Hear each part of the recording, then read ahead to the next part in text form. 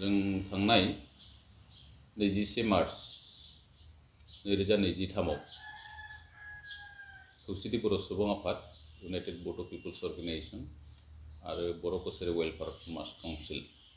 जुथायै मानगोनां आसामनि गिबि मन्त्रि डक्टर हिमन्त बिश्व शर्मा बिथांखौ आसाम आयेन आफादनि बुंथिगिरि बिश्वजित दैमारिनि न'आव जों लोगो हमनायनि गेजेरजों जोंनि बिटिआरनि बायजोनि जेब्ला बर'फोरनि समस्याफोर बेखौ लानानै सावरायनाय जायो आरो जों बे सावरायमेलाव खोब स्ट्रेस होनाय बाथ्रा फंनैसो बाथ्रा बुंदोंमोन जे बर' कसारि वेलफेयार समाज काउन्सिलनि गामिफोरखौ सोसनजोबनानै बियाबफोरखौ दाफुंनानै थाबनो बिसायख'थि फाथिनांगौ होननानै जोङो 1 नम्बरावनो आसामनि गिबि मन्थ्रिनिसिम दाबि दैखांदोंमोन आरो बेजों लोगोसे आसामनि जितु सोलोंथाइनि थाखाय जोंनि बिटिआर सुक्तियाव थाफानाय 6.3 क्ल'ज एजुकेशननि सायाव जों सावरायदोंमोन आरो बेजों लोगोसे हा-हुनि जेब्ला 2006नि जितु फरेस्ट राइट एक्ट बे एक्टनि सायाव जों सावरायदोंमोन आरो बेजों लोगोसे जोंनि बर' कसारि वेलफेयार समाज काउन्सिलाव जोंनि जितु रां बावजा बेखौ बारायनो थाखाय जों रायज्लायदोंमोन।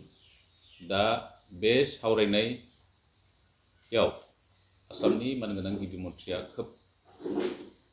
गोसो होनानै बुंदोंमोन जे बियाबफोरखौ जोंनो थाबनो दाना होनानै बिसायख'थिखौ थाबनो फाथिना होगोन होननानै बुंनायाव जों बिथांनिसिम गोजोननाय फोरमायदों आरो बेबादियैनो थांनाय 2 मे 2023 जितु नटिफिकेसन होबाय गामि सोसननाय आरो बियाब दानायनि थाखाय बेनि थाखाय जों आसाम सोरखारनिसिम रोजा रोजा साबायखर बावदों जिहेतु जोङो बिटिआर सुक्तिनि आधाराव 2020 मायथाइनि 27 जानुवारियाव जितु 3थि बर' गोजोन गोरोबथा जालांबाय सागानगिरि हिसाबै दुलाराय बर' फरायसा आफाद एनडिएफबिनि मोनब्रै फ्रेक्सन आरो जों खौसेथि बर' सुबुं आफाद इउनाइटेड बड' पिपल्स अर्गेनाइजेशन जथायै जि सागान होबाय जि सुक्ति जालांबाय बे सुक्तिनि आधाराव जों जिहेतु बर' कसारि वेलफेयार समाज काउन्सिल मोनबाय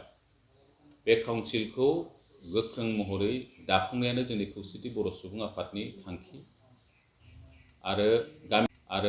गामि सोसननाय आरो समष्टि आरो बिसायख'थिनि उनाव दा नांगौ बादियै फान्ड मोनगोन जोंहा मोनसे बेयाव फोथायनाय दं आरो दाख्लैबो 21 मार्च खालि जितु रायलायनायाव आसामनि गिबि मन्थ्रिया बुंदों जों रां बावजाखौ बारायनांगौ होननायाव बिथाङा बुंदों ग्रामीण एइडखौ बारायबा खोब बारायबा 10% बारायनो हायो किन्तु जेब्लानाखि गामि सोसननाय आरो समष्टिफोरखौ दाफुंजोबनाय जागोन अब्लाना गुबुन थाखानाय काउन्सिलजों समान बे बर' कसारि वेलफेयार समाज काउन्सिलखौबो रां बावजाखौ होनाय जागोन जोंहा मोनसे फोथायनाय दं जिहेतु गामि सोसननाय आरो बियाबफोरखौ दाजोबसिगोन 20 अक्ट'नि गेजेराव 4 अक्ट'निफ्राय जागायनानै 12 अक्ट'सिम जेब्ला क्लेम खालामनो हागोन आरो अबजेक्सनफोर माबा माबि थानाया 20 मेसिम जागोन बिनि मादाव जाफुंजोबगोन जों आसा फारिदों बियाबफोर दाफुंनायनि उनाव थोजासे रां बावजा मोननायनि उनाव जोंनि बिटिआरनि बायजोनि जेब्ला बर'फोरनि समस्याफोर दङ हानायमानिखौ जों माखासे जोंनि गुबै जेब्ला गोनांथार आयदा बेफोरखौ जों गावनो गाव सुस्रांना लानो हागोन आरो जों बुंबोबाय थादों बे काउन्सिलनि दारै जों सोलोंथाइ आरो रांखान्थि बिथिङाव जों दावगानो हागोन सामाजिक बिथिङाव दावगानो हागोन बिसेसकै रांखान्थि बिथिङाव जों दावगानो हागोन होननानै जोंहा मोनसे फोथायनाय दं आरो जों बुंबोबाय थादों जे माहारिनि गेजेराव जितु रांखान्थियारि बिथा दानो हायाब्ला जितु जोंनि माहारियारि बाद बे गोजोर जाया बेनिखायनो जोंहा मोनसे आसा दं बे काउन्सिलनि सायाव बे काउन्सिलखौ लानानै जोंनि बिटिआरनि बायजोआ अथ' गोबाव गोग्लैसोनानै थानाय राजखान्थि भाबै गोग्लैसोना थानाय रांखान्थि भाबै गोग्लैसोना थानाय सोलोंथाइ भाबै गोग्लैसोना थानाय सामाजिक भाबै गोग्लैसोना थानाय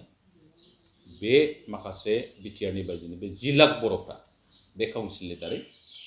मोनसे गेरेमसा आरो गोजोर मोनसे महर होनो हागोन हारिखौ होननानै जोंहा फोथायनाय दं। गामि सोसननाय आरो बियाबखौ दाफुंनो हानायनि थाखाय